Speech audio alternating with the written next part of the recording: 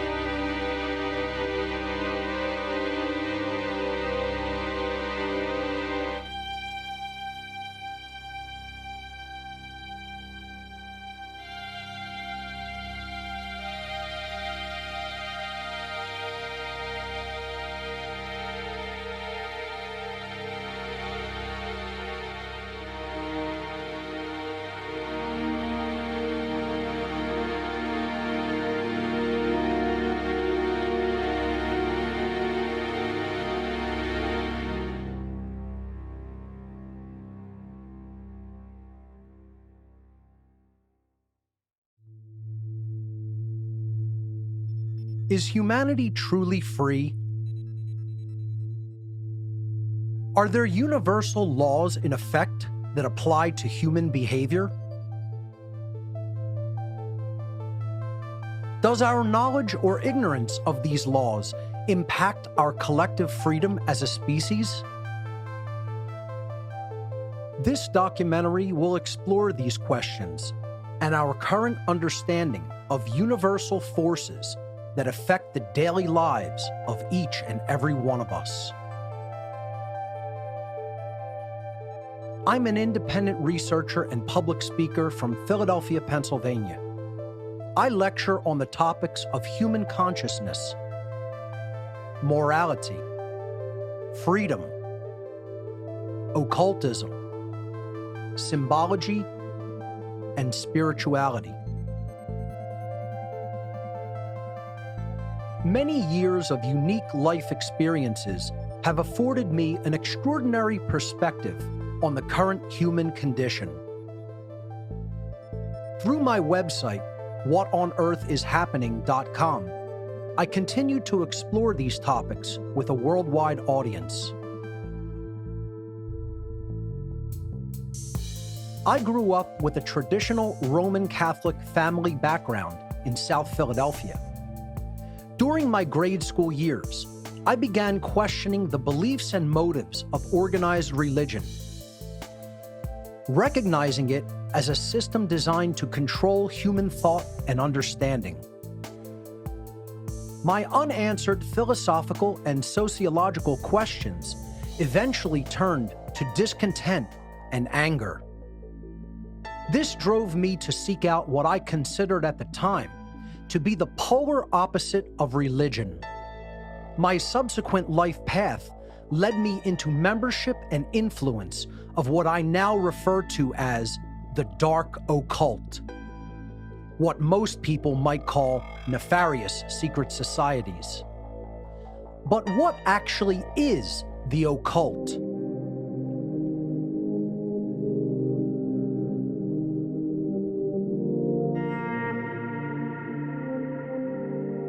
The occult.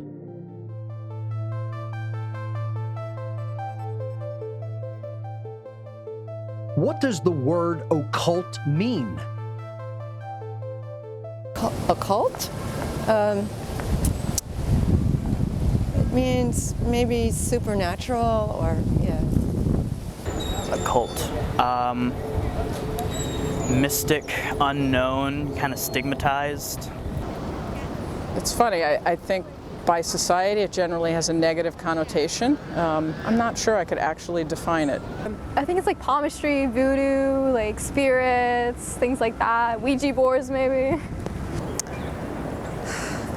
I guess anything that isn't Christian would be considered occult. Spiritual. Like something with a strong following, right? I don't know, honestly. I don't know. I have no idea. The word occult simply means hidden. The occult refers to hidden knowledge, knowledge that is not commonly known by the vast majority of human beings. Occultism is a body of knowledge which encompasses the study of hidden laws of nature. Laws which cannot readily be seen with our eyes or measured by traditional scientific instrumentation. I became aware that the groups of occultists with whom I became involved were comprised of an eclectic array of people from every walk of life and every social institution, including politics, banking, media, law, military, law enforcement, entertainment, technology, medicine, and education. Among their ranks were many people of great influence and power, all working together toward one common goal: to increase their own collective power at the expense of everyone else's rights and freedom. These dark occultists are able to do this because they have access to hidden knowledge to which the overwhelming majority of humanity still remains ignorant. These occult manipulators are actually master psychologists who utilize their deep and ancient knowledge of the human psyche and the hidden laws of nature to deceive and manipulate the masses of humanity into total subservience to their will. This allows the occult manipulators to easily convert their knowledge differential into a power differential in our world.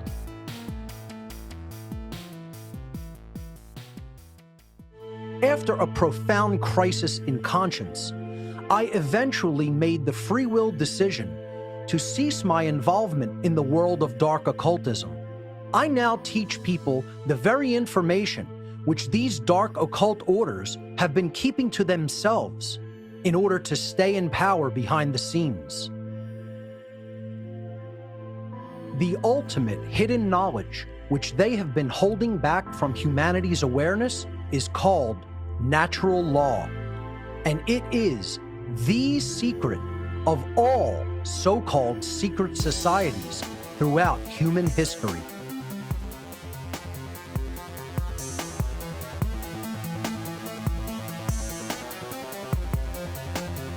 Natural law.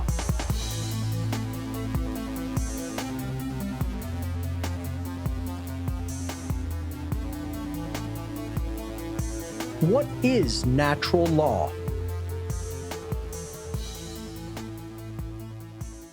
Natural law, I guess you could say just what, almost like first instinct kind of, you know what I mean? Like what would come simply just by the way that we are. I'm not really sure. I'm actually a lawyer by training and education, so I'm probably the worst person to ask. Law applies to the whole country. I think it means like how law is interpreted by people on like a day-to-day basis. Natural law, everyone is nice. Everyone was born nice and kind, but they are corrupted by society. The term natural law, I mean, if you break it down in, I guess in regular terms, it'll mean, damn, actually now that I'm thinking about it, I don't know what natural law means. To understand what natural law is, we must first know what it most certainly is not. Natural law is definitely not, and has absolutely nothing to do with Darwin's theories on evolution, the Darwinian survival of the fittest, the so-called law of the jungle, or the so-called natural order of nature as a dog-eat-dog world. So, what actually is natural law? The definition of the word natural is inherent to and having a basis in reality and nature. In other words, not man-made. The definition of the word law is an existing condition that is both binding and immutable. Binding means having an effect that cannot be escaped. Immutable means unable to be changed by anything or anyone. Natural law, therefore, is a set of universal, non-man-made, binding and unchangeable conditions which govern the behavioral consequence of beings with the capacity for holistic intelligence. Natural law governs the aggregate or collective, free will behavioral choices of entire populations by manifesting the consequences of the behaviors that we choose. The consequences which we receive are always dependent upon whether our chosen behaviors are either moral or immoral, or in other words, right or wrong. While we all have free will to choose which behaviors we will conduct, we are not insulated from the moral consequences of our behavioral choices. Natural law is a body of laws that operate within the unseen or non-physical realm, so they may be considered to be occulted or hidden laws of nature. These laws are built into the fabric of reality, just like gravity and electromagnetism. However, since these governing dynamics operate in the non-physical realm, human beings must incorporate a much wider worldview in order to recognize and accept the existence and operation of these laws. The understanding of natural law is absolutely not a belief system or a religion. The workings of natural law can be discovered and understood through its observable, measurable, and repeatable effects in our world. In other words, the understanding of natural law actually constitutes a science of morality, which requires no belief or faith. Belief or disbelief in these laws is completely irrelevant, as they exist as surely as any physical law, such as gravity, which we take for granted in daily life.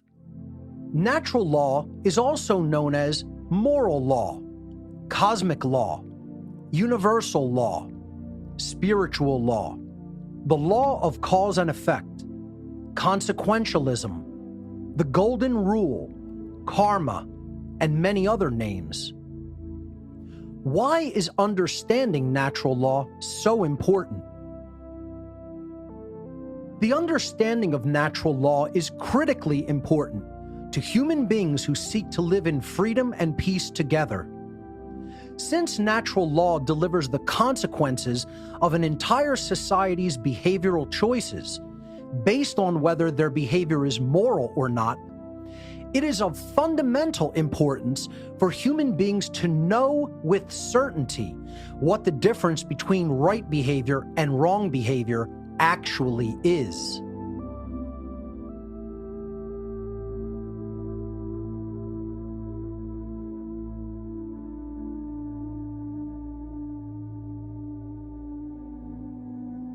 Human rights.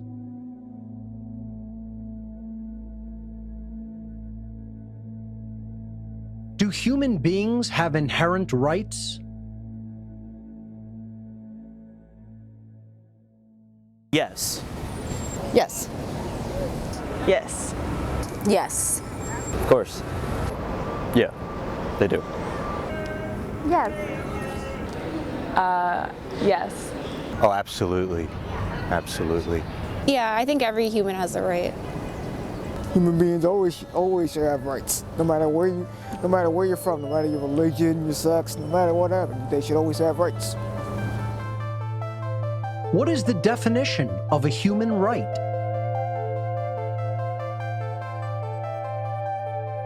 A human right is something that, by the fact that we exist as individuals, we're entitled to just by the nature of being. Something that a human being would need in order to thrive. Something provided to a human just for existing. Something that everyone deserves, like just being born and being alive. The right to have like shelter and food and water and like basic necessities. You know, I want to go with life, liberty, and the pursuit of happiness, essentially. But food, shelter, and basic needs, I think, are human rights. Human right, I think it's, I don't know, I guess something allowed to a human, I guess. Every human being deserves something, and that would be a right. And an example of a human right would be safety. A right is an action that does not initiate harm to another sentient being. Most human beings cannot correctly provide that simple definition when asked. This is the primary reason that human beings are losing their rights and freedom. How can we possibly keep what we cannot even properly define? A right must be defined in the negative. This means that we can arrive at an understanding of the infinite amount of rights we have by knowing the very small amount of actions that are not rights, actions which are wrongdoings, behaviors which do initiate harm to other sentient beings. This list of harmful behaviors includes murder, assault, rape, theft, trespass, coercion, and willfully lying. If we analyze each of the wrongdoings in turn, we can find that they are all variations of theft in one form or another. Murder is the theft of life which is not rightfully ours to take. Assault is the theft of another's well-being without right. Rape is the theft of free will sexual association. Theft is the stealing of property. Trespass is the theft of the security of one's living domain. Coercion is the theft of free will choice via violence or duress. And willfully lying is the theft of necessary information, which negatively impacts someone else's ability to engage in informed decision-making. These immoral behaviors constitute the very definition of violence. Violence is the initiation of harmful behavior against other sentient beings. The list of harmful behaviors just explained are transgressions against natural law because they are violations of the inherent rights of others. To violate the inherent rights of other beings through theft is actually what is meant to conduct violence. Since all wrongdoings are forms of theft, the natural law of moral conduct can ultimately be summed up in two words: don't steal.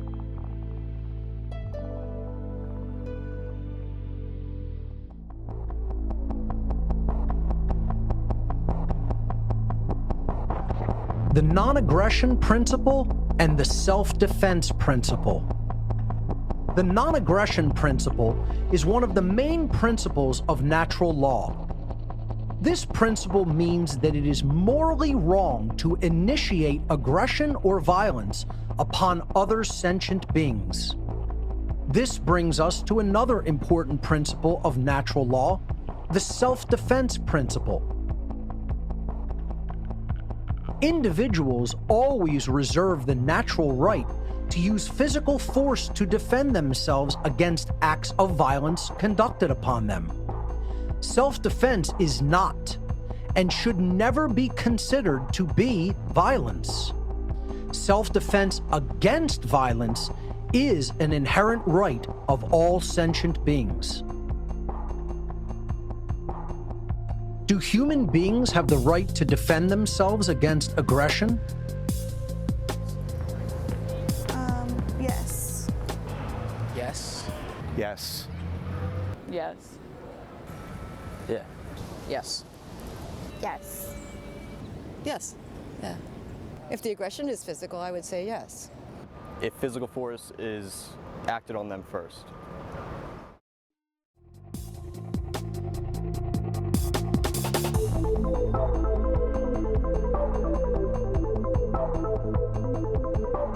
Equality under natural law.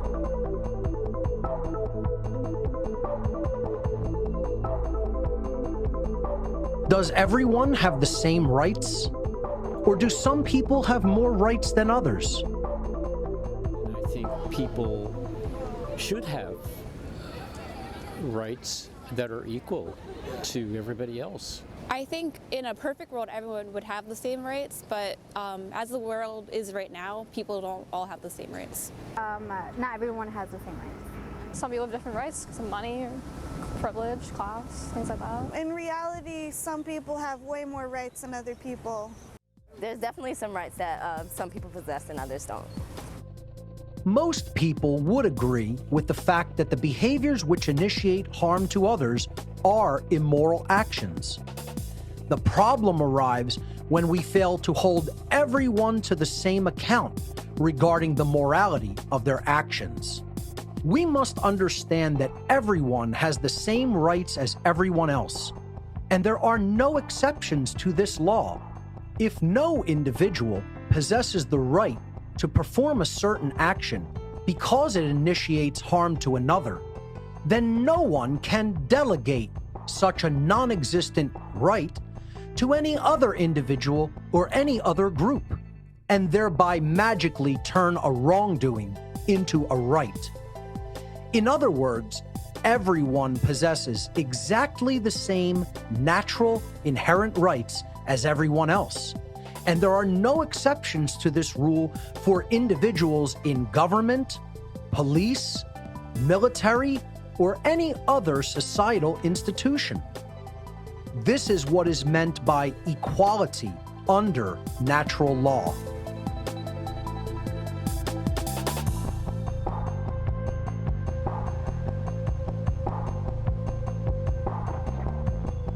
Legality does not equate to morality.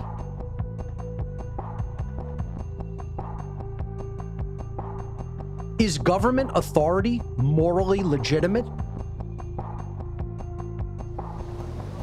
I mean, I think we need laws and regulations, but I'm not sure our laws and regulations are always moral.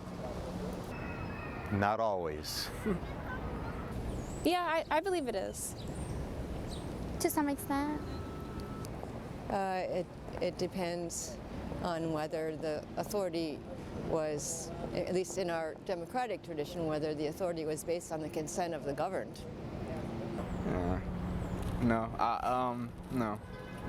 No, I feel like we'd be fine without it.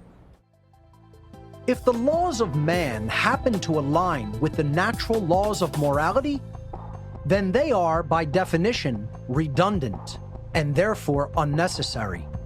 If man's law is in opposition with natural law, and therefore false and immoral, it can never be legitimately morally binding upon anyone.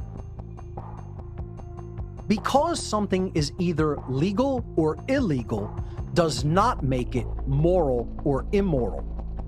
Recognizing this, we can then arrive at the correct understanding that all so-called human authority is morally illegitimate because it is not voluntary, and it is based upon coercion and violence, which is itself immoral behavior.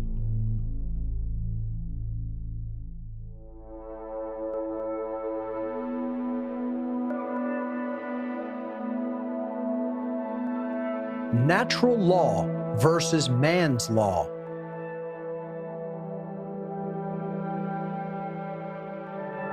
Does government authority exist in nature?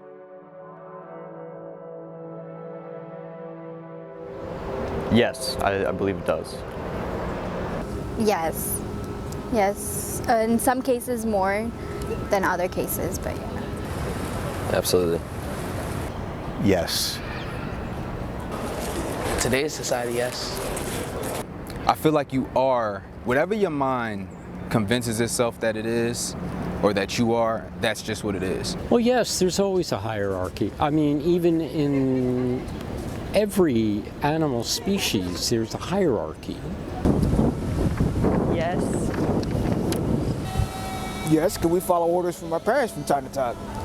Yeah, well, they're the authority figure. Yes, because of the punishments that can happen if you go against authority. Yeah, it does. They do, but it's up to you whether you want to care about it or not. It does exist in nature. I mean, if you look at animals and birds, there's a hierarchy and there's some form of government, and I'm okay with that. Governmental authority is an illegitimate, man-made construct that does not exist in nature. The belief system that certain people can somehow possess legitimate authority over others, or that some people have more or less inherent rights than others, is one of the most fundamental causes of unparalleled suffering and death in our world.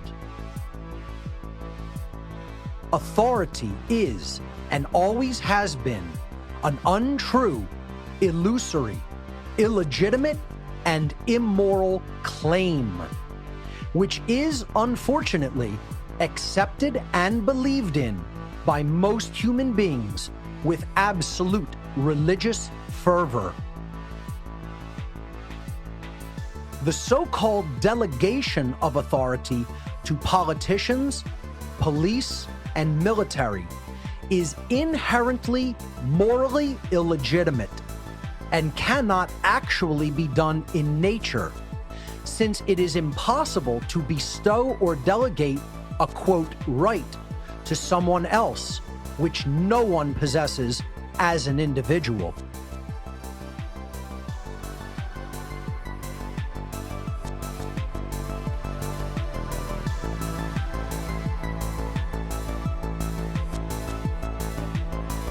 The human condition is slavery. Is taxation by government morally legitimate? Yes, it's morally legitimate because there are people who are not, yes, I'm just gonna say yes. Yes, because we need to fund things. To some extent, but I think it has to be fair taxation.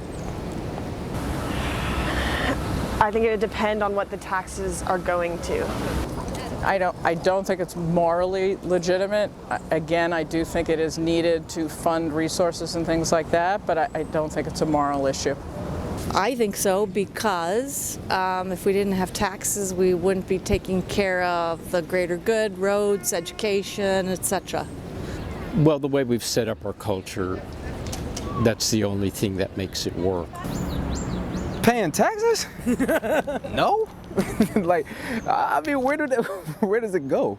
Where does it go? It's like, I mean, we all experience this. You work, get a check, and then you see a chunk of it missing, and no one's telling you why it's missing. Hell no.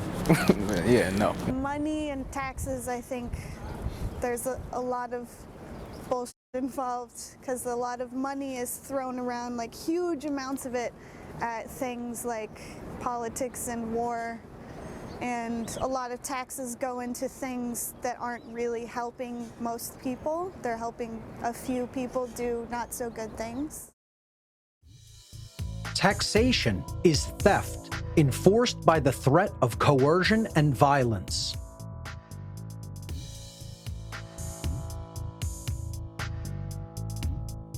Are drug laws morally legitimate and necessary, or do people have the right to put into their body what they choose?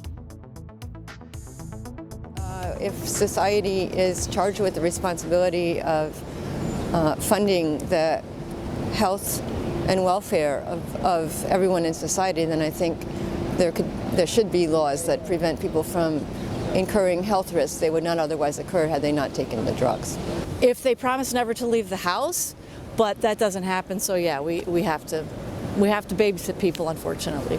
In my experience, it's kind of like it is their own choice for what they put in their bodies, but at some point you do want the government to step in because you don't want it to become like an entire crisis where you're losing like an entire portion of your country's population due to that drug.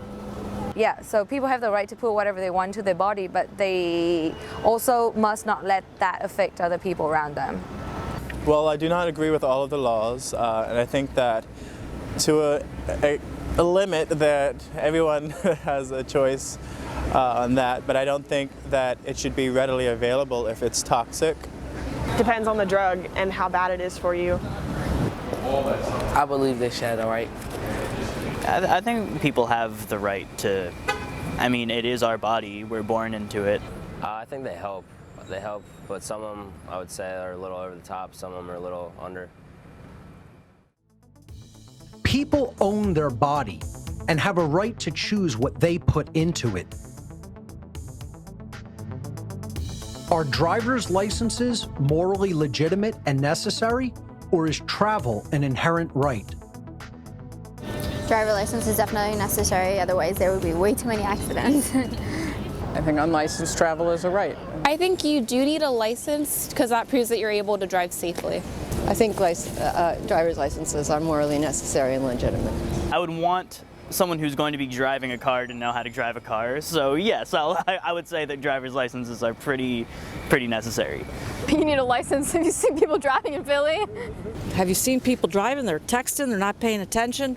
We got to babysit people, unfortunately. Driving licenses are necessary because I feel like you shouldn't be able to drive after a certain age. I think there could be even more rules with driver's licenses, actually. I think they're too lax. That's another interesting question. I know a few people without licenses who drive, but I don't think it's 100% ethical, or I think there are some drawbacks to that. Mainly the application process. Licensed drivers is morally legitimate. Driver's licenses are a coercive restriction on the natural human right to travel. If a government law prohibits an action that doesn't cause harm to anyone else, are people morally obligated to obey that law? Yes, it brings peace to the society. I think they should still obey it because it's a law. It depends on what the purpose of the law was. It might have a purpose other than harm. It might be for a greater good, or it might be, so that's a definite maybe. No, I don't believe so. No, I don't think so. That would be the law, but I don't think that everyone, I think there are occasions or exceptions to that idea, so no. I think legally they're obligated, but on a personal level, I don't think they are. No, I don't feel like it. You should, because it's like they make it so that you have to, or else you'll be punished for it. But I don't feel like you should have to. I feel like if it's not hurting anyone, why is it a big issue? Why are we focused on it? Man-made laws that are in moral opposition to natural law are morally illegitimate and therefore not morally binding. The only legitimate human interactions are those which are voluntary, meaning they are mutually agreed upon by all of the involved participants. Man-made laws including those which decree and enact behaviors such as prohibition, taxation, and licensure, are not voluntary in any way. They are commands of compliance, which are always backed by the threat of violence or actual violent behavior. Man-made laws are arbitrary decrees of a ruling class calling themselves government, who are believed to possess a magical right to rule. Their subjects, the people living under their so-called jurisdiction, are believed to have a moral obligation to obey this ruling class's arbitrary commands called laws. Understanding that such a system is entirely based in behavior that is coercive, violent, and immoral, and conducted to bring human behavior into compliance with the will of a dominating ruling class, we can arrive at the unwavering truth that the term government is simply a euphemism for slavery. And that is what the human condition truly is: slavery. Slavery exists when certain individuals make a claim upon the body or the fruits of the labor of others, making them subject to them through violent and coercive means. Slavery can exist in an overt form, in which those being enslaved are physically imprisoned and subject to the confiscation of all their labor. Or slavery can exist in covert form, where mental manipulation is used to legitimize or justify the duress, coercion, and violence that is used to perpetuate the immoral conditions in which people are unjustly kept. Platforms to push their own personal bias and agenda to control exactly what people think, and this is extremely dangerous to our democracy. There is a reason the condition of human slavery continues on and on. This immoral human condition is maintained by the occult ruling class by manipulating people into a state of ignorance and confusion regarding the actual difference between right and wrong.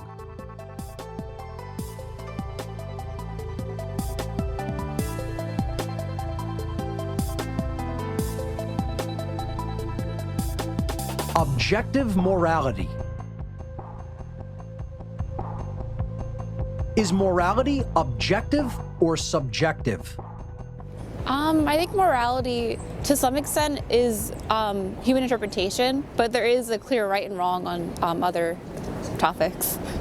I think it depends on, definitely depends on who you are, because a different person could see it a completely different way. You get what I'm saying? I think it depends on the situation. I believe morality is based on opinion. I mean, I don't really believe that you're necessarily born with a good or bad morale. It's basically based on your life circumstances. I think it's definitely subjective. I think it depends on opinion and the situation. I think it's dependent on human opinion. No, I don't believe that there's such thing as objective morality. I mean, I'm inclined to say that it exists, objective morality, but I don't think that we have the capacity to understand something that all-encompassing. I think morality is objective. Objective. I mean, mostly on human perception, but I'd say there's like a societal viewpoint, It's a tough question. The way I feel about it is if you're not hurting anyone and if it makes you happy, why not? Sadly, I think it's subjective, and that it's open for agreement or discussion, kind of. I think it's written in. I think it should be pretty clear. I think it's written in stone, and it's to some point with some opinion, I guess. I don't think it's written in stone. I think it is subjective, actually. I think it's subjective. Yeah, okay. I personally think it's more objective than relative. The difference between right behavior and wrong behavior is objective, meaning it is not based upon the perceptions or opinions of human beings, but rather, such a difference in behavior exists in nature, purely independently of subjective human perception or opinion. Morality does not change based upon feelings, religion, belief, location, time, or the preferences and whims of man's law. These things have no bearing upon true morality. What is moral in one place and time is moral at all places and times. And what is immoral in one place or time is immoral everywhere and at any time.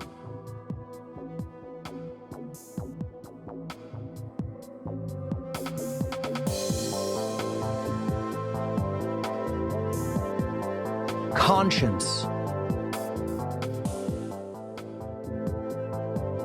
The knowledge of this objective difference between right and wrong behavior is called conscience. Conscience is the knowledge of whether any particular behavior in question does or does not initiate harm to another, and therefore whether it is right or wrong. The problem is that most people do not possess this knowledge, or they are extremely confused regarding it. To behave with right action is moral, and to behave with wrong action is immoral.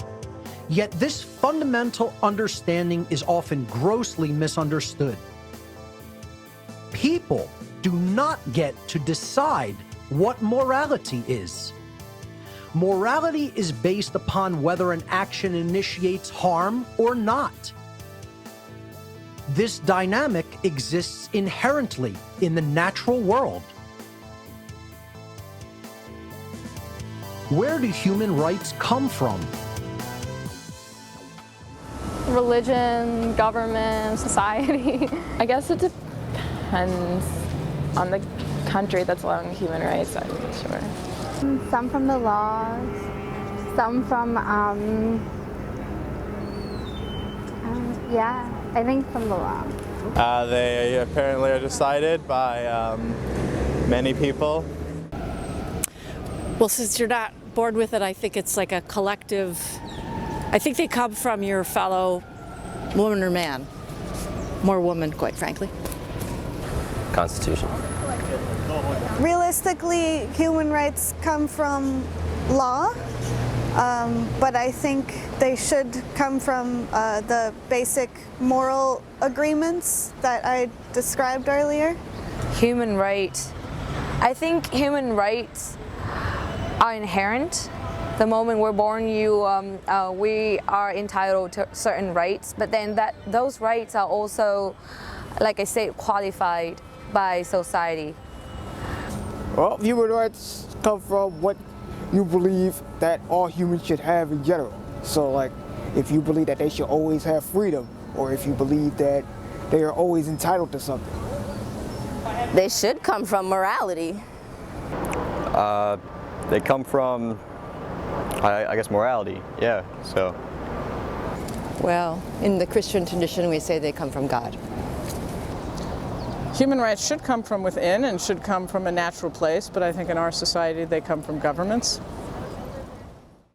The inherent rights of human beings are their inalienable, universal birthright and can never be granted or removed by any action or process of mankind. Our rights come from nature, meaning they are pre-existing and inherent to creation itself. Unfortunately, after thousands of years of human civilization, most people still do not understand this eternal truth.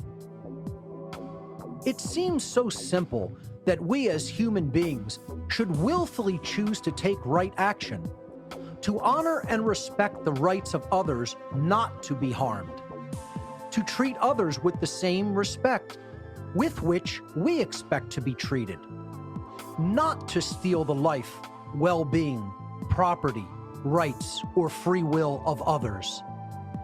Yet it is not as simple as it may seem. True right action is elusive at best and deliberately ignored at worst. And this brings us to the crux of the matter, which is what I refer to as the law of freedom.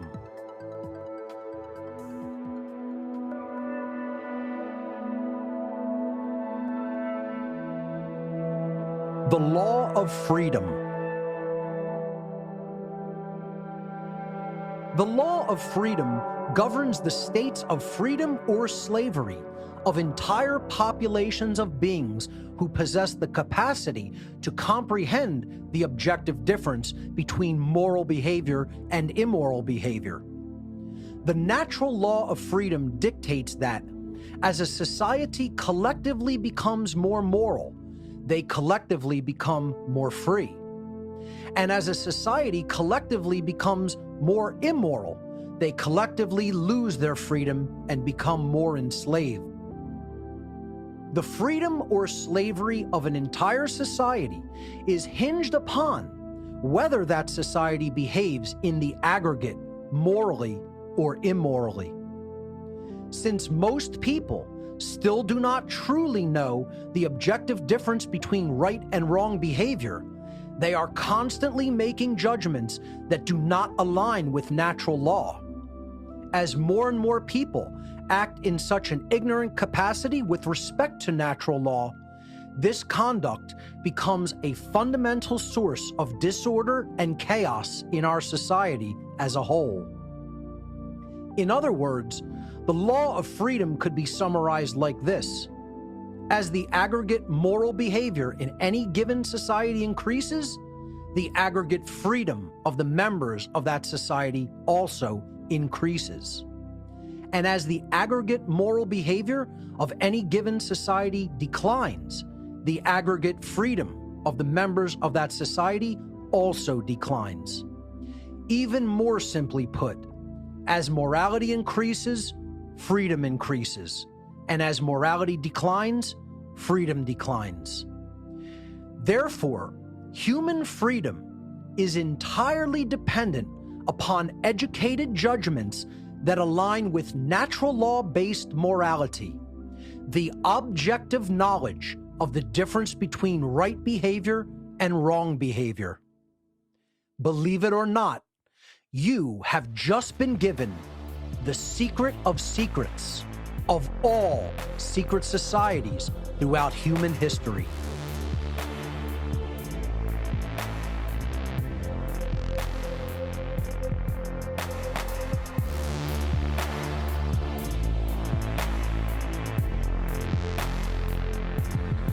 Moral relativism. Moral relativism is the belief that there is no objective difference between right behavior and wrong behavior.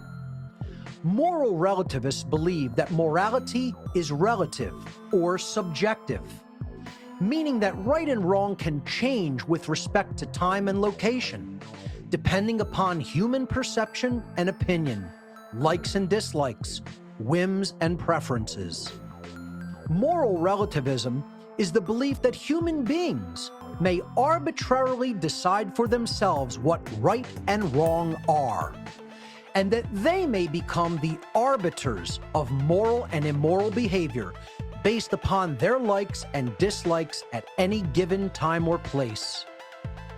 It is absolutely essential for humanity to recognize that morality is objective, and that it is most certainly not based upon human perception or opinion.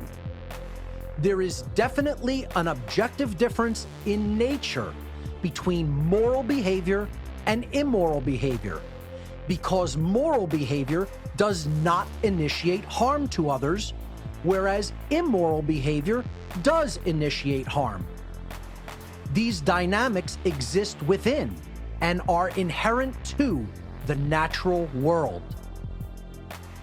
The prevalence of moral relativism in human society today is one of the main factors which solidifies slavery as the current human condition.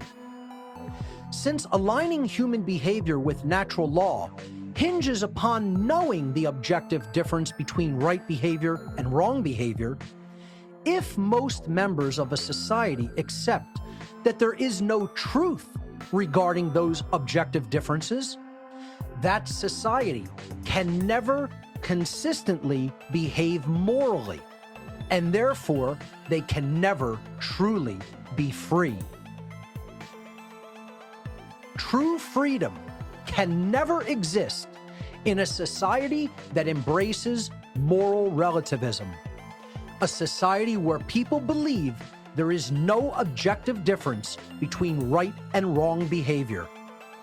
Knowing the objective difference between right and wrong, and then willfully choosing right action over wrong action, is the foundational basis for the manifestation of the condition of freedom. If human beings remove that foundation by declaring that there is no objective morality, they will never be able to manifest a condition of genuine freedom in their lives. Understanding true objective morality will help humanity to recognize the fundamentally flawed belief in the legitimacy of human authority and government. By doing so, human interaction can become voluntary and free from the immorality of violence and coercion. If we want a world based in real freedom, we must understand that truth is independent of our perception, and that objective morality exists, and we can come to know it. If people learn the true difference between right and wrong behavior, humanity can become and remain free. If human beings continue to refuse this knowledge and continue to accept erroneous beliefs such as authority and moral relativism, humanity is going to remain enslaved.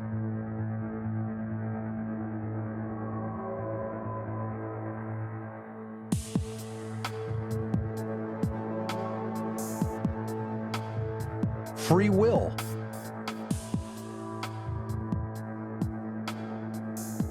Do human beings have free will?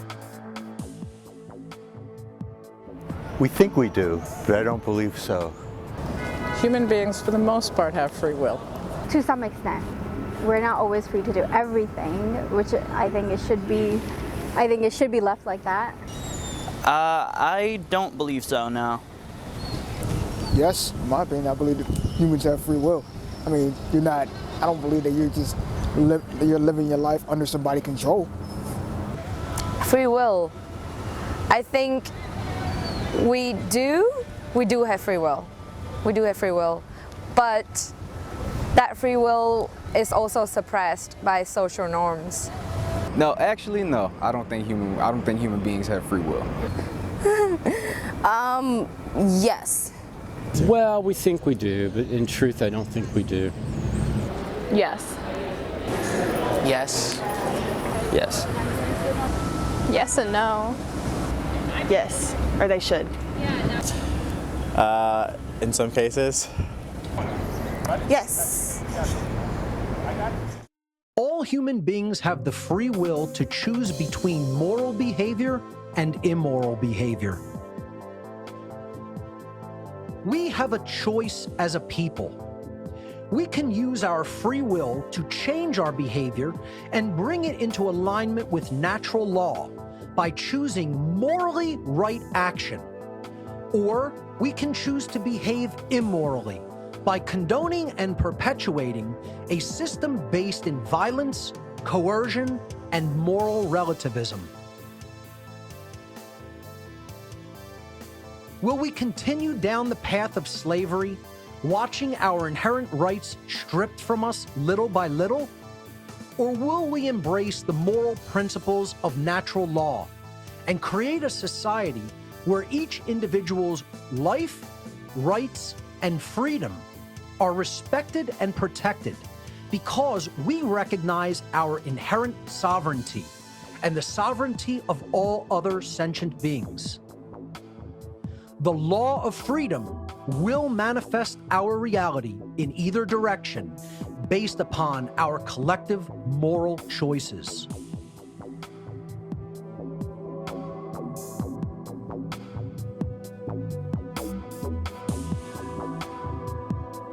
The science of natural law. Our shared human experience on Earth is collectively created and determined by the quality of aggregate human behavior. This demonstrates the effects of the natural laws of behavioral consequence operating within the physical realm.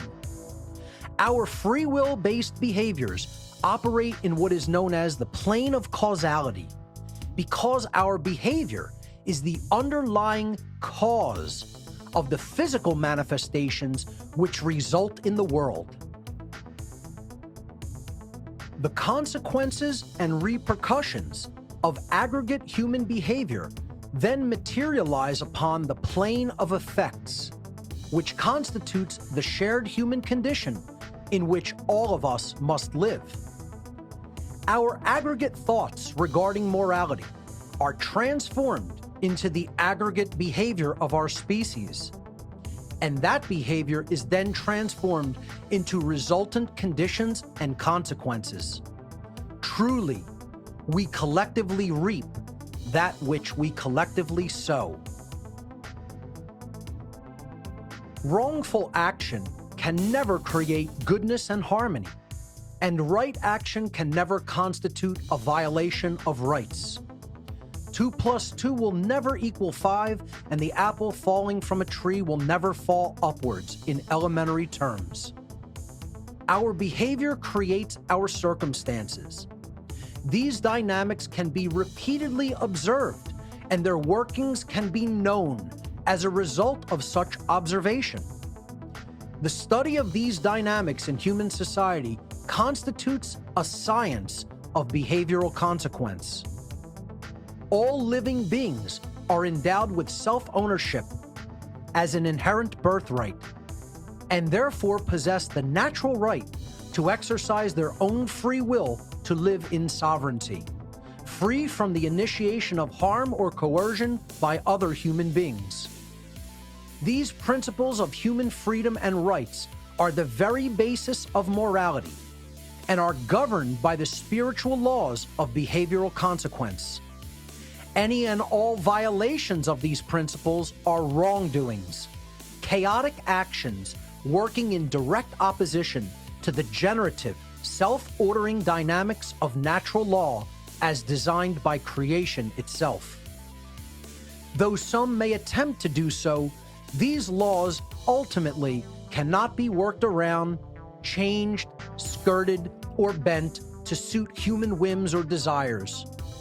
To choose to observe the natural rights and sovereignty of other beings is in alignment with spiritual law, and such choice will create the conditions for freedom to manifest upon earth. To choose to conduct wrongdoings in direct violation of these laws will manifest only chaos and suffering.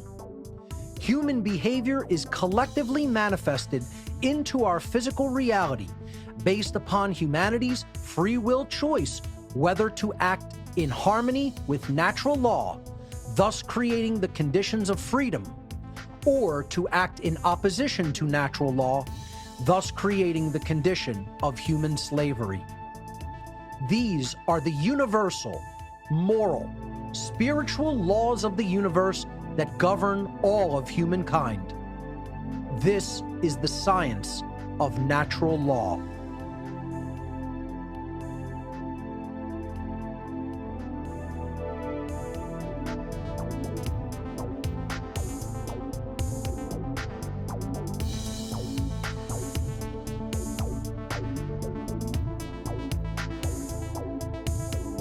the one great work. My unwavering dedication to delivering the message of natural law in every conceivable form for the past 13 years has gone virtually unnoticed by humanity as a whole, and society continues its rapid descent into immorality, chaos, and slavery. Far too few understand or take heed of my warnings, and even fewer speak out to teach others. I am seeking peers and allies in the war for our very freedom that is before us. Our one great work is to end the human condition of slavery. This arduous task begins with the self and extends to our friends and family, our communities, and our world.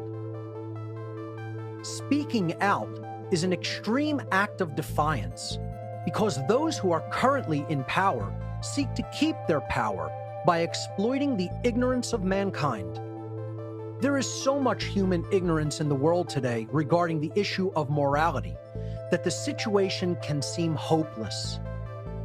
Becoming aware of the level of ignorance that exists, we must also come to see that the only solution to the human condition of slavery is to spread the understanding of natural law and make it common sense knowledge for everyone. The dark occultists who are currently controlling humanity seek to continue to hide this understanding and to prevent it from becoming everyday common sense knowledge on a worldwide scale. Ultimately, this documentary is a call to action for all those who have gained an understanding of natural law and its principles. A lot more teachers are needed to carry this message of freedom to the masses of humanity. There are not yet enough voices doing this. You yourself need to get involved in the effort of spreading the knowledge of natural law. The solution lies in not just knowing it, but in what you do to spread this knowledge once you have come to understand it. Start a podcast, publish a blog, make a video, publish a newsletter, make music and art, contribute resources. Do anything and everything you can to make natural law common sense knowledge to people all over the world. Only with a united effort will we have a fighting chance. We need more boots on the ground in this spiritual war for human freedom. Once you have expanded your worldview to encompass an understanding of the science of natural law, it becomes your personal responsibility to help others to learn these inherent governing dynamics of creation.